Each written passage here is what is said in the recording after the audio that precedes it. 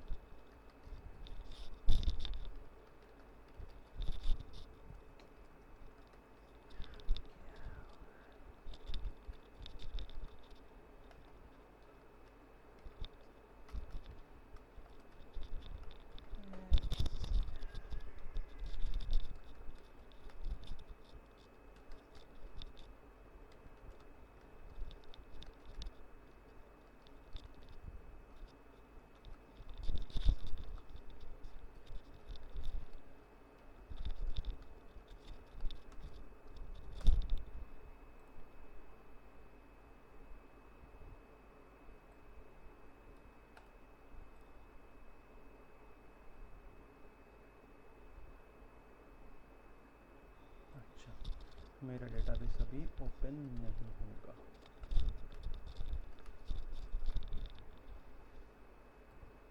Open से पहले mount करना पड़ेगा मुझे।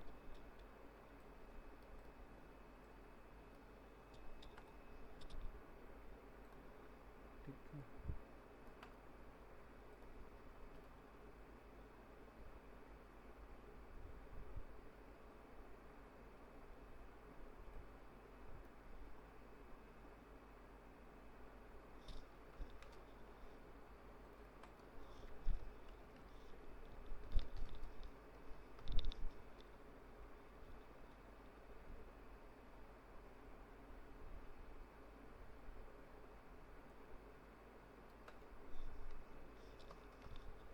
ठीक है। तो ये हमने आउटपुट देखा किस कमांड का, हमारी select file name table space name bytes /1024 from dB data files. DB data files view है, इससे हमने क्या क्या इन्फॉर्मेशन निकाली, फाइल नेम यानी डेटा फाइल का नाम, टेबल स्पेस का नाम, और उनका साइज निकाला एमबी में हमने। बाइट्स /1024 से केबी, और एक बार और /1024 किया तो साइज आ गया एमबी में। तो ये साइज फाइल्स का साइज है एमबी में। ये टेबल स्पेस का नाम क्या है, सिस्टम, सिसॉक्स, अंडू, यूज़र्स, और ये हमारे क्रिएटेड खुद से हैं, ये सारे डिफ़ॉल्ट हैं जो कि ओरेकल क्रिएट करता है। सिस्टम, सिसॉक्स, अंडू और यूज़र्स, ये जब भी कोई नया डेटाबेस हम क्रिएट करते हैं तो ओरेकल खुद से क्रिएट कर देता है। उसके बाद हम अपने टेबल स्पेस जिस चाहे उस नाम से क्रिएट कर सकते हैं अपनी रिक्वायरमेंट के हिसाब से। तो यहाँ पे हम जब बात कर रहे थे, सिस्टम टेबल स्पेस की बात कर रहे थे, क्या system table space is the first table space created at the database creation. जब डेटाबेस क्रिएट होता है तो जो सबसे पहला टेबल स्पेस क्रिएट होता है वो सिस्टम टेबल स्पेस होता है। It is managed as any other table space, जैसे भी बाकी सारे टेबल स्पेस होते हैं वैसे ही इसे मैनेज करते हैं। जैसे क्या, ऑल्टर डेटाबेस डेटा फाइल, अगर मुझे इसका साइज़ बढ़ा करके 920 MB से बढ़ा करके अगर मैं इसे 1020 MB करना चाहूँ, रीसाइज 1020 MB, तो इस कमांड से मैं इसका साइज़ बढ़ा दूंगा। अब मैं इसका साइज़ चेक करूंगा तो 1020 MB आ रहा है। ठीक है, 100 MB का साइज़ मैंने इसमें इंक्रीज़ कर दिया। तो ये बता रहा है कि जैसे नॉर्मल बाकी सारे टेबल स्पेस मैनेज होते हैं, उसमें डेटा फाइल ऐड होती है, रीसाइज होता है, वैसे ही हम सिस्टम टेबल स्पेस को मैनेज करते हैं। लेकिन उसमें काफ़ी सारी रिस्ट्रिक्शंस होती हैं, जैसे यू कैन नॉट रीनेम और drop the system table space. जो बाकी टेबल स्पेस हैं इनको, हरियाणा को, बंगाल को, इसे हम रीनेम कर सकते हैं या फिर ड्रॉप कर सकते हैं। लेकिन सिस्टम टेबल स्पेस को ना हम रीनेम कर सकते हैं, ना ड्रॉप कर सकते हैं, ना ही इसे ऑफलाइन लेके जा सकते हैं। इन बाकी टेबल स्पेसेस को हम ऑफलाइन भी लेके जा सकते हैं। It is a table space that is always used to store system data that includes data मतलब जो हमारे डेटाबेस में डेटा है उसके बारे में डेटा, हमको डेटा तो देख नहीं है, डेटा तो एक्चुअल हमारा डेटा फाइल्स में होता है, पर डेटाबेस के अंदर क्या क्या डेटा है, कौन कौन सी फाइल्स हैं, ये इन्फॉर्मेशन, ये जो क्वेरी हम चला रहे हैं ना, ये क्वेरी या इसकी इन्फॉर्मेशन हमें सिस्टम टेबल स्पेस से मिल रही है। कौन कौन से यूजर्स हैं, सेलेक्ट यूजर नेम की कमांड चलाऊं मैं, अगर एक ही कॉलम ले लूँ, ऑर्डर बाई 1, तो ये जो इन्फॉर्मेशन मुझे मिली, डीबी यूजर्स की इन्फॉर्मेशन, ये यूजर नेम की इन्फॉर्मेशन, ये सिस्टम टेबल स्पेस के अंदर ही स्टोर होती है। इसे बोलते हैं Meta data, data about the data. जो डेटाबेस के अंदर डेटा है उसके बारे में जो डेटा है, जो भी इंफॉर्मेशन वो स्टोर होती है सिस्टम टेबल स्पेस के अंदर। It is a table space that is always जो store system data that includes data about tables, जो भी टेबल्स है डेटाबेस में, indexes, sequences and other objects. This meta data नहीं, data about the data comprises a data dictionary, और इसी Meta data को हम डेटा डिक्शनरी भी कहते हैं। एक हम जब पढ़ रहे थे ना आर्किटेक्चर में, तो आर्किटेक्चर में कंपोनेंट था कौन सा हमारा, डेटा डिक्शनरी कैशे। तो डेटा डिक्शनरी कैशे में यही वाली इंफॉर्मेशन जब उठ के आती है डेटा फाइल से, सिस्टम टेबल स्पेस से, तो वो स्टोर होकर डेटा डिक्शनरी कैशे में उठ के स्टोर हो जाती है, ताकि जब अगली बार उसी सेम टेबल या इंडेक्स की इंफॉर्मेशन की जरूरत पड़े तो हमें सिस्टम टेबल स्पेस को रीड ना करना पड़े, हम डेटा डिक्शनरी कैशे से वो इंफॉर्मेशन को पढ़ लें और हमारा काम चल जाए।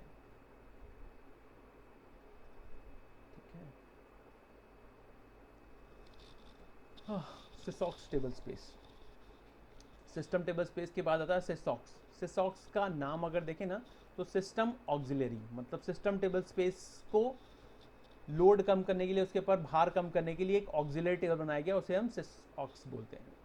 सिसऑक्स table space provide storage of non SYS related tables, मतलब वो टेबल जो कि इंपॉर्टेंट तो हैं पर सिस यूजर के नहीं हैं, ठीक है। And indexes, non tables and indexes that traditionally were placed in the system table space.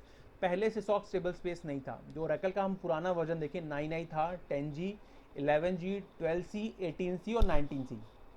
तो पहले 9i आता था, उससे पहले बहुत सारे वर्जन आते थे, मैं 9i से काम कर रहा हूँ, 9i, फिर 10G, फिर 11G, फिर 12C, फिर 18C और 19C।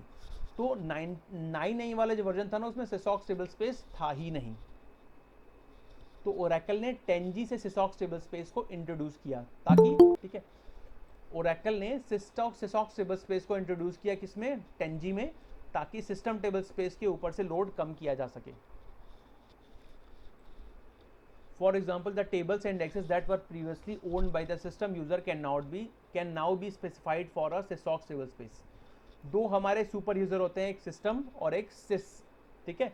तो सिस यूजर के जितने भी ऑब्जेक्ट्स हैं वो सिस्टम में जाएंगे, ठीक है, सिस्टम में जाएंगे, लेकिन जो सिस्टम वाला यूजर है उसके ऑब्जेक्ट्स ओरेकल खुद से भी कुछ सिसॉक्स में रखता है, और हम भी मेंशन कर सकते हैं कि सिसॉक्स टेबल स्पेस में जाएंगे वो objects. SYSAUX table space stores data for auxiliary operation, मतलब वो ऑपरेशन जो कि मैंडेटरी या फिर 100% रिक्वायर्ड वाले ऑपरेशन नहीं है। ऑक्सिलरी मतलब जो थोड़े से नॉन क्रिटिकल ऑपरेशन है या फिर ऑप्शनल ऑपरेशन है, उस टाइप के ऑपरेशन की इंफॉर्मेशन सिसॉक्स टेबल स्पेस में स्टोर होती है। लॉग माइनर यानी जो ओरेकल के आर्काइव लॉग हैं उसमें से इंफॉर्मेशन निकालने को हम लॉग माइनर कहते हैं। वर्कस्पेस मैनेजर छोड़ दो, ओरेकल डेटा माइनिंग भी कुछ कुछ लॉग माइनर से रिलेटेड होता है। ओरेकल स्ट्रीम्स एक डेटाबेस से दूसरे डेटाबेस में डेटा को रेप्लिकेट करने के लिए काम आती है। जैसे मान लीजिए आपके पास एक डीबी मास्टर डेटाबेस है, एक सर्वर 1 पे, एक आपने सर्वर 2 बनाया, उसमें आप एक डीबी मास्टर 2 नाम का एक यूज़र बनाते हैं, और क्या चाहते हैं आप कि जो आपका डीबी मास्टर नाम का यूज़र है ना सर्वर 1 में, या डीबी मास्टर वाला डेटाबेस है सर्वर 1 में, वहाँ पे जो कुछ भी हो वो इन्फॉर्मेशन आके रेप्लिकेट हो जाए सर्वर 2 वाले डीबी मास्टर में। तो उसके लिए हम ओरेकल स्ट्रीम्स को यूज़ करते हैं, और इसी का एक और एडवांस वर्जन है, उसे हम ओरेकल गोल्डन गेट बोलते हैं, ठीक है। फिर एक AWR स्नैपशॉट, AWR यानी automatic workload repository. Workload repository मतलब जो ओरेकल के अंदर क्या भी वर्कलोड हुआ है, क्या क्या काम हुआ है ना, उसके बारे में इंफॉर्मेशन या रिपोजिटरी के जो स्नैपशॉट होते हैं, AWR के स्नैपशॉट होते हैं, आगे हम लोग देखेंगे, ये परफॉर्मेंस ट्यूनिंग का पार्ट है, वो स्टोर होते हैं सिसऑक्स टेबल स्पेस में। सिर्फ सिसऑक्स टेबल स्पेस के बारे में देख रहे हैं तो इसलिए इसका नाम बताया और इसे सेव किया है, लेकिन AWR स्नैपशॉट्स के बारे में डिटेल हम देखेंगे परफॉर्मेंस ट्यूनिंग वाले चैप्टर में। फिर sysauc टेबल स्पेस का मेन सिग्निफिकेंस या रोल क्या है, load reduction on the system table space. Since data is now shared with the sysauc table space, there is an improvement in performance of the system table space. पहले कि सारा का सारा जो आपका डेटा था वो सिस्टम टेबल स्पेस के अंदर था, लेकिन sysauc टेबल स्पेस आ जाने से क्या हुआ, अब डेटा बट गया, शेयर्ड हो गया, कुछ डेटा सिस्टम में चला गया, कुछ sysauc में चला गया. तो इससे क्या होता है, जो सिस्टम टेबल स्पेसिस की परफॉर्मेंस में अच्छा खासा इंप्रूवमेंट आ जाता है बाय द इंट्रोडक्शन या फिर presence of sysauc table space. ठीक है, अब हम आगे बढ़ते हैं. sysauc के बाद अंडू टेबल स्पेस की बात करते हैं. अंडू का काम क्या है, अंडू करना, किसी चीज़ को अंडू करना. जैसे मैं कुछ भी लिखूंगा, इसमें मैंने एक स्पेस डाल दिया, अब मैं इसको अंडू करने से करूंगा तो क्या, जो मैं कुछ भी लिखा है तो ये बैक चला जाएगा, तो एक एक स्टेप बैक जा रहा है. ऐसे अंडू टेबल स्पेस का भी काम क्या ही है, पीछे लेके जाना, रोल बैक करने के लिए काम आता है. रोल बैक, रिवर्स में जाना, उल्टे में जाना, अंडू टेबल स्पेस से काम होता है. ये रीडू है, रीडू से क्या होगा, जो भी मैंने किया है ये फॉरवर्ड होगा. ये रीडू वाला काम करता है हमारा रीडू लॉग फाइल्स, उसके नाम में स्पेसिफिकली मेंशन है रीडू लॉग फाइल्स. चीज़ों को दोबारा करने के लिए काम में आता है रीडू लॉग फाइल्स. और ये अंडू है, पीछे करने के लिए, जो भी चेंज हुआ हमने उसको अंडू यानी वापस करने के लिए, हटाने के लिए अंडू का काम आता है. और अंडू टेबल स्पेस के अंदर क्या स्टोर होता है, अंडू सेगमेंट स्टोर होते हैं. अंडू सेगमेंट्स में बेसिकली वो जो डेटा होता है वापस करने के लिए की चीज़ को अंडू करने के लिए, वो डेटा स्टोर होता है. क्या, records of action of transaction, कैसे कैसे ट्रांजैक्शन हुआ, जैसे हमने क्या किया, ऐसे ऐसे एक बार ये लिखा, फिर ये लिखा, ऐसे ऐसे करके जो जो हुआ उस एक्शंस के रिकॉर्ड को स्टोर होता है. वो एक्शंस के रिकॉर्ड अंडू टेबल स्पेस में स्टोर होते हैं primarily before they are committed. और ये चीज़ चेंजेस कब स्टोर होते हैं, जब तक कि कमिट नहीं किया. जैसे मैंने अब इसको सेव कर दिया ना, तो अब ये शायद अंडू ये यहाँ तो करने दे रहा है, पर मैं डेटाबेस की बात करूँ तो अगर मैं कमिट कर दूंगा ना, तो फिर ये अंडू करने नहीं देता, वापस जाने नहीं देगा. तो कमिट करने के पहले अगर आपको पीछे जाना है तो आप रोल बैक कमांड चलाएंगे. और अगर आपको वो चीज़, जैसे मैं यहाँ पे मैंने टेबल क्रिएट किया था, हमने कमांड देते हैं किसी ओनर के सारे टेबल्स को देखने की command, select table name from DBA tables where owner is equal to, हमने ओनर यूजर बनाया था दिल्ली नाम से. ठीक है, दिल्ली के अंदर एक फैमिली नाम से है. किसी टेबल के सारे रिकॉर्ड्स को देखने की command, select star from owner dot table name. Owner क्या है, Delhi dot family underscore data. ठीक है, 3 रिकॉर्ड्स दिखा रहा है इसमें, एक सुरेश, रमेश, महेश. अब मैं क्या कर सकता हूँ, इंसर्ट, एक और रिकॉर्ड में इंसर्ट कर रहा हूँ, insert into Delhi dot family data. Values क्या मैंने दे दी है, एक राकेश दे दी, राकेश की एज दे दी मैंने 45, और उसका एड्रेस डाल दिया मैंने, नोएडा डाल दिया. ठीक है, अब ये रो इंसर्ट हो गई इसमें. अब मैं अगर यहाँ पे ये कमांड चलाऊंगा ना, तो ये मुझे अपडेटेड दिखाने लगेगा, नोएडा वाला रिकॉर्ड इसमें दिखाने लगा.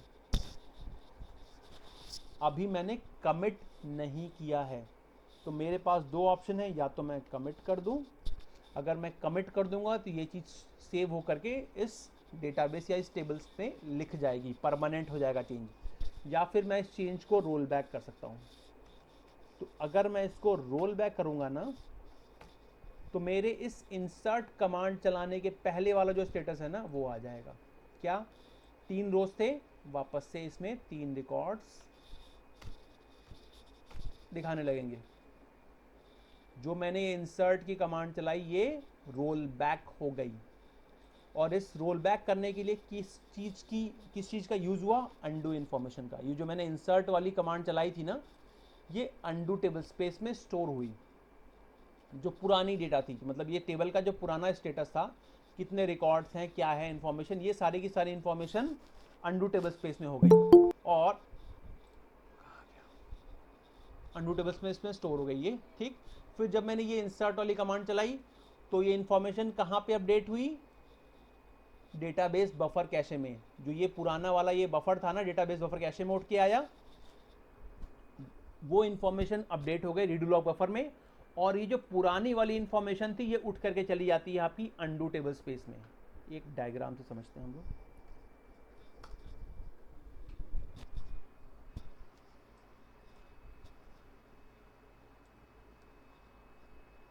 ठीक है, ये हमारी डेटा फाइल है, ठीक, और ये हमारा डेटाबेस बफर कैश है। इसके अंदर बहुत सारे बफर्स हैं, ये छोटे छोटे छोटे, ठीक है, ठीक। और एक ये हमारा है अंडू टेबल स्पेस, ये अंडू है, ये हमारा डेटा फाइल्स है, और ये हमारा डेटाबेस बफर कैश है, ठीक है, डेटाबेस बफर कैश है। अब यहाँ से ये जो इन्फॉर्मेशन आई उठ करके, ये इन्फॉर्मेशन कौन सी इन्फॉर्मेशन, जिसके अंदर ये थी, ये select star from deliver family जब हमने चलाया, तो कोई भी क्वेरी जब हम चलाते हैं तो सर्वर प्रोसेस क्या करता है, उस ब्लॉक को उठाता है डेटा फाइल से और यहाँ लाता है डेटाबेस बफर कैशे में, और डेटाबेस बफर कैशे में लाने के बाद फिर वो इन्फॉर्मेशन को यूज़र को दिखाता है, ठीक। तो जो मेरा ब्लॉक था ये यहाँ से उठ के डेटाबेस बफर कैशे में आ गया, ठीक। फिर मैंने ये इंसर्ट की कमांड चलाई, तो जब ये इंसर्ट की कमांड चलाई तो ये वाला ब्लॉक था मान लो जो उठ के यहाँ से आया है, जो डेटाबेस बफर कैशे में, जिसके अंदर ये दिल्ली.फैमिली डेटा की इन्फॉर्मेशन है। इस ब्लॉक में जब ये मैंने इंसर्ट की कमांड चलाई ना, तो दो चीज़ें होंगी। क्या होगा, पहले तो ये वाली इन्फॉर्मेशन अपडेट होगी, लेकिन अपडेट होने से पहले क्या होगा, ये वाला जो ब्लॉक की इन्फॉर्मेशन है, डेटा है ना, ये कॉपी होकर के अंडू में चली जाएगी, पुरानी वाली इन्फॉर्मेशन, ठीक। और ये जो नई वाली इन्फॉर्मेशन है ना,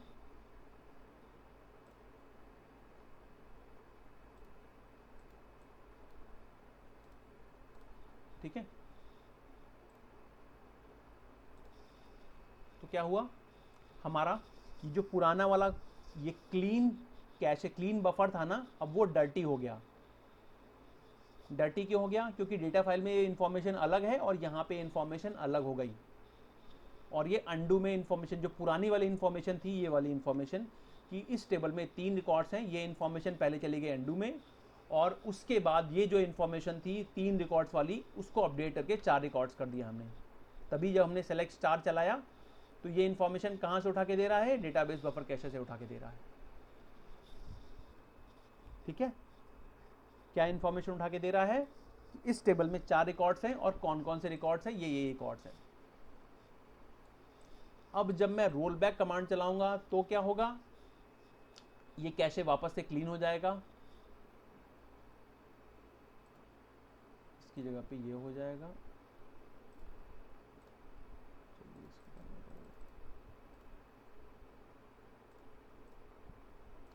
ये क्लीन हो जाएगा, और ये जो अंडी वाली इन्फॉर्मेशन थी यहाँ से कॉपी, ये क्लीन कैसे होगा, ये वाली इन्फॉर्मेशन कॉपी होकर यहाँ से आएगी और फिर यहाँ चली जाएगी, यहाँ से कॉपी होगी और फिर क्या, अच्छा, यहाँ से यहाँ चली आएगी, ये इन्फॉर्मेशन कॉपी होकर यहाँ आई, और ये जो आपका डर्टी बफर था वो अब क्लीन बफर हो गया। क्यों क्लीन हो गया, क्योंकि यहाँ की इन्फॉर्मेशन और यहाँ की इन्फॉर्मेशन मैच कर गई, ठीक है। ये रोल है हमारे अंडू टेबल स्पेस का। जो हमारी प्रीवियस इमेज होती है, कोई भी चेंज करने के पहले वो इमेज या वो डेटा अंडू टेबल स्पेस में स्टोर होता है, ठीक है। ओरेकल की भाषा में कहें, ओरेकल ने जो लिखा है कि वो चेंजेस जिनकी मदद से हम पुराने वाले डेटा को प्राप्त कर सकते हैं ना, उन चेंजेस को या उन रिकॉर्ड्स को अंडू टेबल स्पेस में स्टोर करता है। पर पुराने, अगर ओरेकल की पुराने के डॉक्यूमेंटेशन के हिसाब से करें तो ओरेकल ये कहता है कि जो प्रीवियस इमेज है, अपडेट करने के पहले वाली इमेज है, वो अंडू टेबल स्पेस में स्टोर होती है। तो अंडू सेगमेंट्स का पर्पस क्या है, roll back transactions when a roll back statement is issued. हमने ये अभी लाइव देखा कि हमने रोल बैक चलाया, और रोल बैक चलाने के बाद जो हमारा डेटा था वो प्रीवियस वाला हो गया, जो हमने चेंजेस किए थे वो सारे के सारे चेंजेस रिवोक हो गए, रिमूव हो गए, ठीक है। रिकवर द डेटाबेस, जब अगर हमारा डेटाबेस चलते चलते बंद हो जाए तो उस केस में भी अंडू सेगमेंट्स की मदद से हम डेटाबेस को रिकवर करते हैं। फिर ये एक रीड कंसिस्टेंसी प्रोवाइड करता है। रीड कंसिस्टेंसी कैसे बताऊं मैं?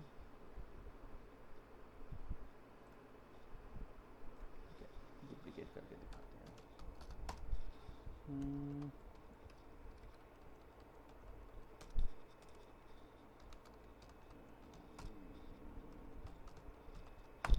ठीक है, डेटाबेस में लॉगिन किया मैंने।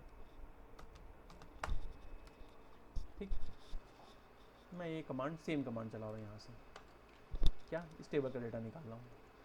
अब मैं ये रिकॉर्ड यहाँ पे इंसर्ट कर दूंगा। तो जब मैं इस वाले सेशन से हूँ, मैं इस सेशन में हूँ, सेशन अलग अलग मतलब डेटाबेस में मैंने दो अलग अलग जगह से अलग अलग पुट्टी से लॉगिन किया, तो ये दो अलग अलग सेशन है। इस सेशन में चेक कर रहा हूँ तो 4 रिकॉर्ड दिखा रहे हैं, लेकिन इस सेशन में देखूंगा तो अभी भी 3 ही रिकॉर्ड हैं। दो अलग अलग यूजर डेटाबेस में सेम कमांड चला रहे हैं और दोनों का आउटपुट अलग अलग आ रहा है। क्यों आ रहा है? क्योंकि कमिट नहीं हुआ है।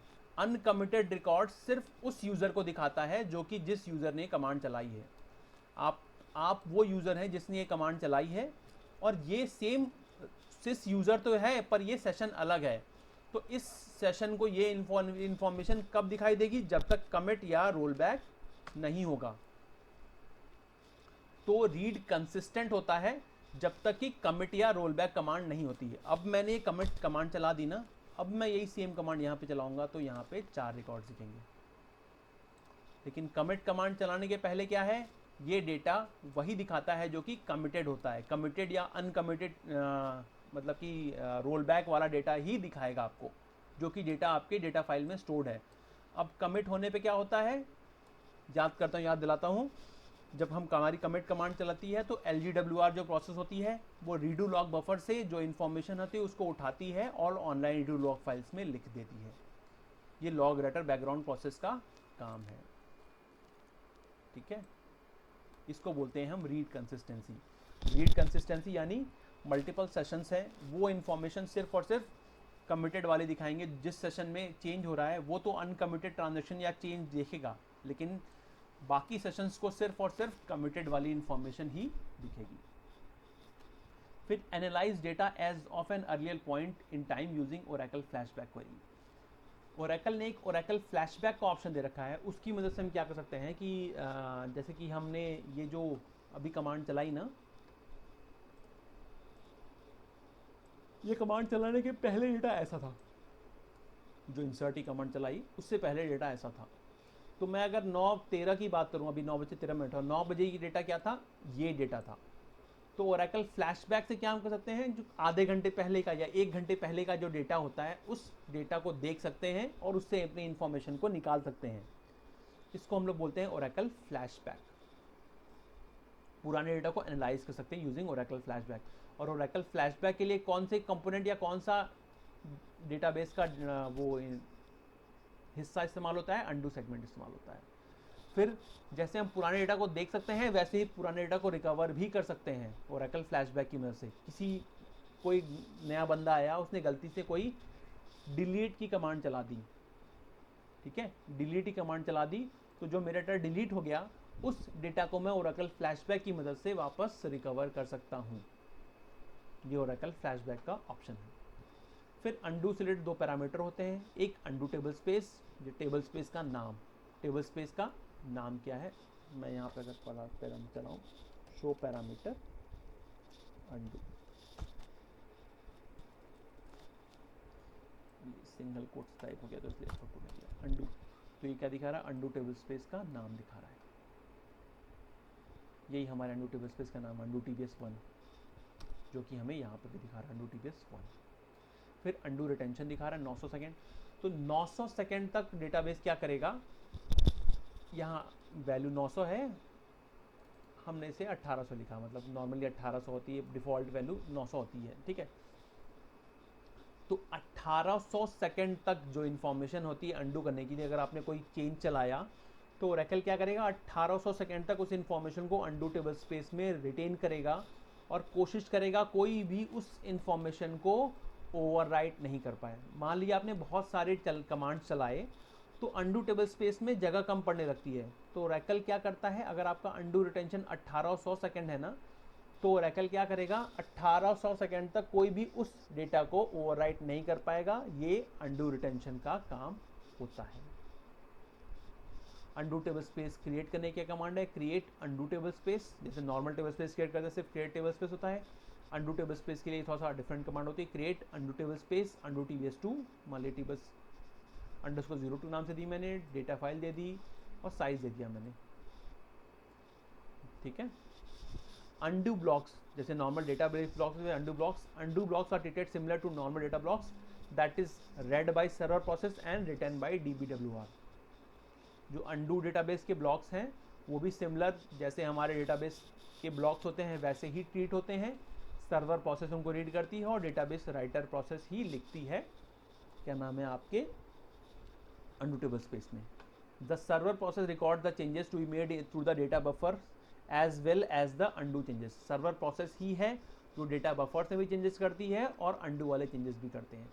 These changes are written to the redo log buffer before the in-memory data and the undo buffers are modified. This is called write ahead logging. मतलब पहले जो रीडू वाला डेटा है वो लिखा जाएगा और बाद में आपका ये डेटाबेस राइटर वाला डेटा लिखा जाएगा, और इस चीज को हम लोग क्या कहते हैं, राइट अहेड लॉगिंग कहते हैं। ठीक। The undo segment buffers contain values of data before it is modified. Pre image, previous image जो होती है वो अंडू सेगमेंट के अंदर स्टोर होती है। अंडू सेगमेंट बफर्स, जैसे हमारे नॉर्मल डेटाबेस बफर कैसे होता है, ऐसे डेटाबेस बफर कैसे होता है, ऐसे ही कह सकते हो एक अंडू बफर होता है। तो अंडू सेगमेंट के बफर मतलब समझ लो इसी का एक हिस्सा होता है अंडू सेगमेंट बफर, और उसके अंदर क्या होती है, डेटा, पुराना वाला डेटा, जैसे मैं ये बता रहा था मैंने, ये डेटा, ये आपका ये पूरी प्रीवियस वाली इमेज होती है वो अंडू के अंदर स्टोर होती है, और अगर हमें रोल बैक करते हैं तो ये इमेज या इंफॉर्मेशन उठ करके वापस डेटाबेस बफर कैशे में चली आती है। The undo buffers are used to store the before image of data so that DML statements can be roll back if necessary. पुरानी वाली जो इमेज है डेटा की वो स्टोर होती है अंडू बफर्स में, और जो अगर हम रोल बैक कमांड चलाते हैं ना तो अंडू बफर से इन्फॉर्मेशन उठ करके वापस डेटाबेस बफर कैशे में आती है।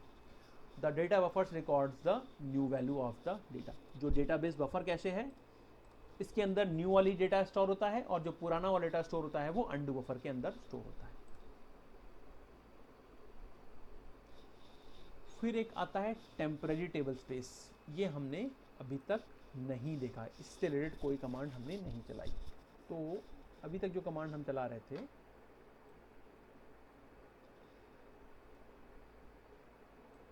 डेटा फाइल से रिलेटेड इन्फॉर्मेशन बनाने के लिए हमने ये कमांड चलाई। अब सिमिलर ही इंफॉर्मेशन होती है टेम्प फाइल्स के लिए, db_temp_files। यहाँ से क्या इन्फॉर्मेशन मिलती है हमें, कौन सा टेम्पररी वाला टेम्प वाला टेबल स्पेस है, कौन सी टेम्प वाली डेटा फाइल है और उसका क्या साइज है। ये इन्फॉर्मेशन हमें dba_temp फाइल से मिलती है। अब dba_temp फाइल्स या टेम्पररी टेबल स्पेस क्या होते हैं। टेम्पररी टेबल स्पेस का क्या काम है, used for sort operation. Sort operation का मैं एक एग्जांपल दिखाता हूँ। ठीक है, ये कमांड मैं चला रहा हूँ यहाँ पे, और मैंने इसमें ऑर्डर बाय 1 हटा दिया है। ठीक है, तो ये इंफॉर्मेशन किसी भी सीक्वेंस में नहीं है। सिस्टम से सॉक्स मैंने दिल्ली बनाए ऊपर दिखा रहा है, जबकि नीचे दिखाना चाहिए अगर ये टाइम के हिसाब से शॉर्टेड है ना, अल्फ़ाबेटिकली शॉर्टेड है। तो किस हिसाब से शॉर्टेड हमें पता नहीं है, तो हम इसे क्या कर सकते हैं, शॉर्ट कर सकते हैं। शॉर्ट करने का मतलब क्या, ऑर्डर करना, ऑर्डर बाई 1। तो जब हम ये ऑर्डर बाई 1 वाली कमांड चलाते हैं ना, तो उसके लिए ये टेम्पररी टेबल स्पेस यूज होता है। ठीक, cannot contain any permanent object, क्योंकि ये जो इंफॉर्मेशन है टेम्पररीली स्टोर हुई। शॉर्ट करने के लिए क्या किया ओरेकल ने, इंफॉर्मेशन को टेम्पररी टेम्प टेबल स्पेस में स्टोर किया, और जब ये फिर ये इन्फॉर्मेशन हमने दिखा दी तो फिर वहाँ से वो इन्फॉर्मेशन हटा भी दी उसने। ऐसा नहीं कि उस इन्फॉर्मेशन को स्टोर करके रखेगा, क्योंकि पर्पस क्या है, सिर्फ और सिर्फ शॉर्ट करना, ताकि वो नंबर वाइज नंबर पहले देखेगा। ये पुराना वाला आउटपुट अनसॉर्टेड आउटपुट आएगा, उसमें देखेगा ओरेकल कि कहाँ चला गया, ये कौन सा अल्फाबेटिकल सबसे ऊपर आएगा उसको ढूंढेगा, उसको सबसे पहले लिख देगा यहाँ पे। कहाँ लिखेगा? टेम्प टेबल स्पेस में। फिर अगले को लेगा, ऐसे ऐसे करके सारी इन्फॉर्मेशन को टेम्परेली स्टोर कर देगा और फिर बाद में हमें दिखा देगा, और दिखाने के बाद उस इन्फॉर्मेशन को डिलीट भी कर देता है। तो टेम्प टेबल स्पेस के अंदर कोई भी परमानेंट ऑब्जेक्ट नहीं आता। और इसके अलावा also use during online readable index operation, जो ओरेकल का एक ऑनलाइन रीडेबल इंडेक्स ऑपरेशन होता है, उसके लिए भी टेम्परेरी टेबल स्पेस की ज़रूरत पड़ती है। इंडेक्स रिबिल्ड वाला पार्ट भी हम लोग क्या नाम है परफॉर्मेंस ट्यूनिंग के वाले चैप्टर में कवर करेंगे, इसलिए अभी यहाँ पे इसकी डिटेल में आपको नहीं बता रहा हूँ। फिर टेम्परेरी टेबल स्पेस को क्रिएट करने की कमांड थोड़ी सी अलग होती है। यहाँ पे मैं देखता हूँ, चला करके दिखाता हूँ आपको, ठीक है। मैं एक और टेम्परेरी टेबल स्पेस, क्या ये टेम्परेरी टेबल स्पेस मैं टेम्प 02 के नाम से बना देता हूँ, और वहाँ डेटा फाइल चलती है तो यहाँ पे टेम्प फाइल चलती है। टेम्प फाइल सिंगल कोट्स में ये लोकेशन दे दी मैंने, और टेम्प 02 डॉट, इसकी जो वो है क्या नाम है एक्सटेंशन है, वहाँ DBF होता है डेटा फाइल का, यहाँ TMP चलता है, और साइज इसका वैसे ही हम लोग 21 MB दे देते हैं। तो ऐसे करके मैंने एक और टेम्प 02 नाम का table space, temporary table space create कर दिया। टेम्प दिखा रहा है और टेम्प 02 दिखा रहा है। इसका साइज़ 131 GB और इसका साइज़ 131 MB और इसका साइज़ 21 MB, ठीक है। ऐसे करके हम लोग टेम्परेरी टेबल स्पेस को क्रिएट करते हैं, या फिर उसके साइज़ को अगर रीसाइज करना है, ऑल्टर डेटाबेस टेम्प फाइल, फिर टेम्प फाइल का पूरा नाम रीसाइज कर दिया मैंने, 25 MB कर दिया। तो ऐसे ये रीसाइज होता है, थोड़ी सी अलग होती है। उसकी कमांड क्या है, ऑल्टर डेटाबेस डेटा फाइल होती है, यहाँ टेम्प फाइल चलती है। और normally table space create table space चलता है, यहाँ पे क्रिएट टेम्परेरी टेबल स्पेस के नाम से हम लोग टेबल स्पेस क्रिएट करते हैं, ठीक है। और जो व्यू है हमारे DB टेम्प फाइल्स वाला व्यू यूज़ होता है टेम्परेरी टेबल स्पेस के बारे में इंफॉर्मेशन को पता